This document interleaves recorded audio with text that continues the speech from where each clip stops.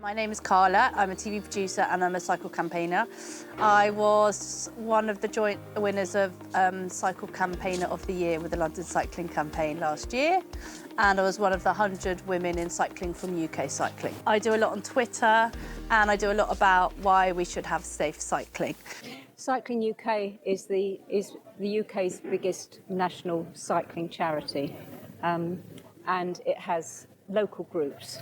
I'm a member of Cycling UK and I'm a local representative for Brighton and Hove in what's called the Cycle Advocacy Network. My name is Libby. I work for Pedal People, which is a small Brighton charity providing accessible cycling. We currently have two separate services: our elder care ride service, which works with a team of volunteers to enable people living in care, often living with dementia, to enjoy cycle rides around Brighton and Hove. Our all ages accessible ride service is for anyone living with disabilities or health challenges. The purpose is to realise the potential of cycling for all purposes, everyday journeys, cycling for fitness, for going shopping, for people going to work, children going to school, so that everyone has the opportunity to cycle. I love cycling. I just find that as soon as I'm on the bike, I just feel great about myself. I just put music on, I have a speaker, I listen to all my favourite songs, and I just feel good about myself. I just feel like it takes years off me. I feel like 10 years younger because I've been cycling. So I really love it. And for a long time I was working in King's Cross for like a year, and I did a commute and it was a good hour each way. And I loved it. I'd listen to music and have a great time and tweet about little things that happened. So I just love cycling, and I think it's really important to talk about the joy of it. Cycling brings such enormous benefits, both in terms of improved health. It's cheap and it's cheap to use, so there's a kind of social equity angle to it. And people are really, there is a sort of a latent demand for cycling. So we do a yearly survey to our care homes, and this means that we can get feedback on our service, see what we can improve or what we do well. And they often give us reports back on what they see to be the impacts of the rides for their elders living in their care. A lot of them come back from rides more animated, they sleep better, some have improved appetite. On rides, you can definitely notice that people become more talkative or interested in what's sort of going on in the city. There's always things changing in Brighton, so it's nice for them to get out and see what's going on. Even those participants that may be non-verbal, you can often see that they are taking in the surroundings and they are looking at what we're looking at. We go by the seaside, so it's really nice for them to be able to just get out into the community and have that wind and hair well-being. There is research to say that it does help people with their mood, it lightens the mood and increases self-esteem. And in terms of physical health, regular cyclists are fitter than most other people. Cyclists have a reduced cancer rate.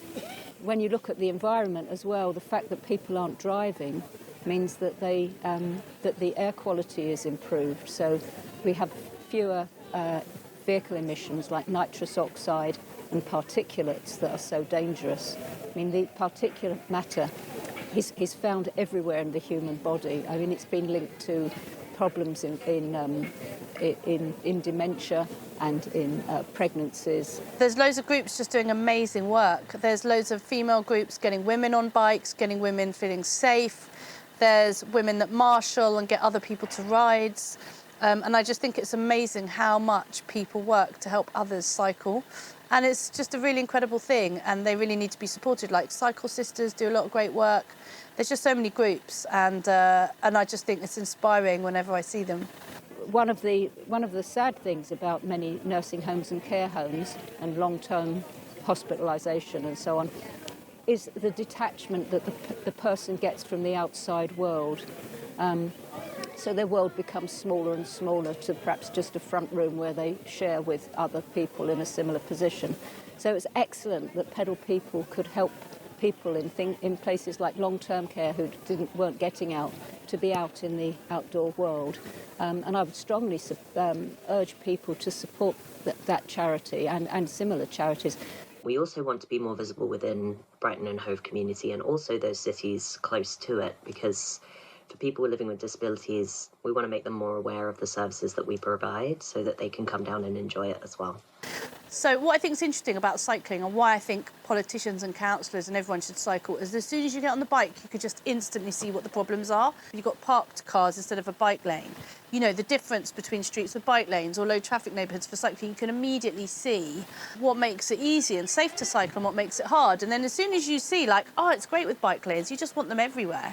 The people find the roads too dangerous, so we have to make changes to the infrastructure. So a lot of the work as a volunteer and the work of the charity is involved with getting support for more funding for better infrastructure so that people can take advantage of this very convenient mode of transport. We're vulnerable on a bike. We don't have like a huge tin around us like people in cars do, and we need streets that make us feel safe. Now what we need is through the redesign and the planning system and transport planning, that is we need safer infrastructure so you don't have to be brave or bold to go out on the road.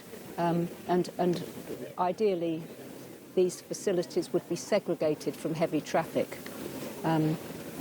If they're not, you see, we won't get the uptake. What we need to do is to try and help people understand that cycling can be a mainstream activity that's just normal. And if you go to countries like the Netherlands, you see most people cycling. And they're not necessarily doing huge miles. They're just doing ordinary things like going to school, cycling to the shops.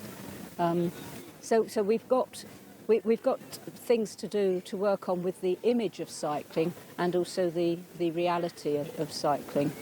We really need to put active travel on the agenda.